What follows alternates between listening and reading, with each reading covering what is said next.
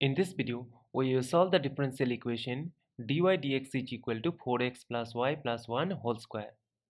To solve this, let us put this 4x plus y plus 1 is equal to variable t. Differentiating both sides with respect to x, we get 4 plus dy dx is equal to dt dx.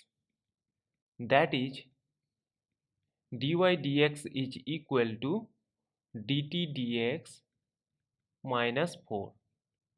Now put this value in the given differential equation. So we can have dt dx minus 4 is equal to t square. This can be rewritten as dt over 4 plus t square is equal to dx.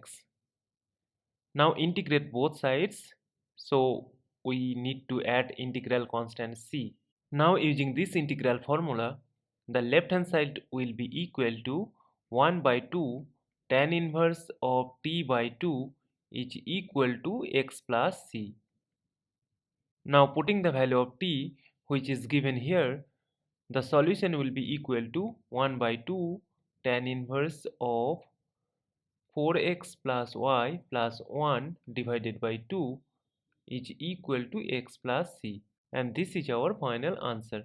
Thank you for watching. Please like, share and comment on the video. Also do subscribe the channel.